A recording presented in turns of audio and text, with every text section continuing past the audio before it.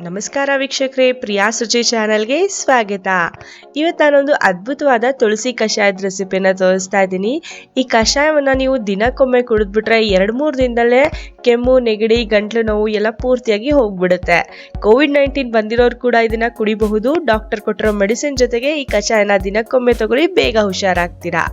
ಈಗ ಇದಕ್ಕೆ ಬಳಸಿರುವಂಥ ಪದಾರ್ಥಗಳು ಯಾವ್ಯಾವುದು ಅಂದರೆ, ಮೊದಲಿಗೆ ನಾನು ಒಂದು 12-15 ತುಳಸಿ ಎಲೆಗಳನ್ನ ಫ್ರೆಶ್ ಆಗಿ ಕಿತ್ಕೊಂಡು ಬಂದು ತಗೊಳ್ಬೇಕು. ಒಂದು 3 ಏಲಕ್ಕಿ, ಸಣ್ಣ ತುಂಡು ಚಕ್ಕೆ, ಒಂದು ಅರ್ಧ ಚಮಚದಷ್ಟು ಕಾಳು ಮೆಣಸನ್ನ ತಗೊಂಡಿದ್ದೀನಿ. ಕಾಳು ಮೆಣಸನ್ನ ಹಾಕೋದ್ರಿಂದ ಎದೆಯಲ್ಲಿರೋ ಕಫ ಎಲ್ಲ ಕರಗಿ ಕೆಮ್ಮು ಕೂಡ ಕಡಿಮೆ ಆಗುತ್ತೆ.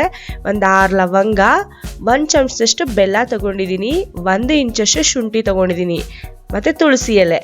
ಶುಂಠಿಯನ್ನು ಹಾಕೋದ್ರಿಂದ ನಿಮಗೆ ಗೊತ್ತಿರಬೇಕು, ಬೇಗನೆ ಕೆಮ್ಮು ನೆಗಡಿ ಎಲ್ಲ ಕಡಿಮೆ ಆಗಿಬಿಡುತ್ತೆ.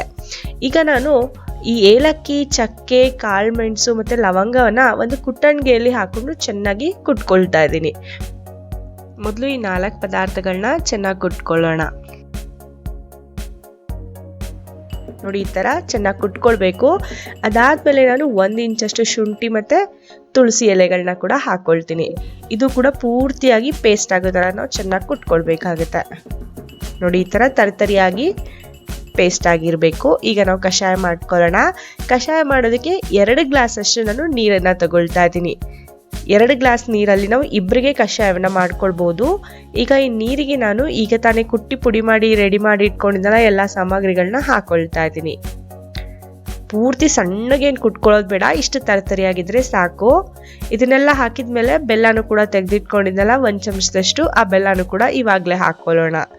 ಈಗ ಇದು ಕುದಿ ಬರೋವರೆಗೂ ನಾವು ವೇಟ್ ಮಾಡಬೇಕಾಗತ್ತೆ. ಒಂದ್ಸಲ ಇದು ಕುದಿಯೋದಕ್ಕೆ ಸ್ಟಾರ್ಟ್ ಆಗಿದ ತಕ್ಷಣ ನಾವು ಗ್ಯಾಸ್ ಫ್ಲೇಮ್ನ ಪೂರ್ತಿಯಾಗಿ ಲೋ ಮಾಡಿಬಿಡೋಣ.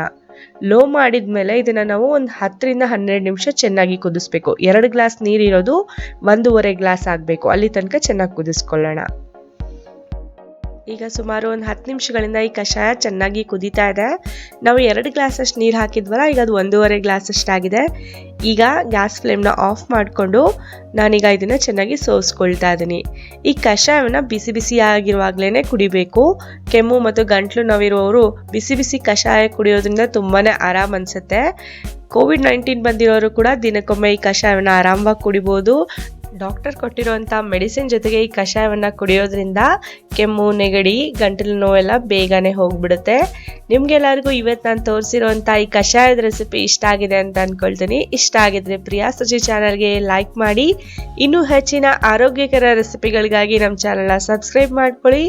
ನಾನು ಮುಂದಿನ ವಿಡಿಯೋದಲ್ಲಿ ಹೊಸ ರೆಸಿಪಿಯೊಂದಿಗೆ ಭೇಟಿ ಆಗ್ತೀನಿ. ಇವತ್ತಿನ ಈ ವಿಡಿಯೋ ನೋಡಿದ್ದಕ್ಕಾಗಿ ಧನ್ಯವಾದಗಳು.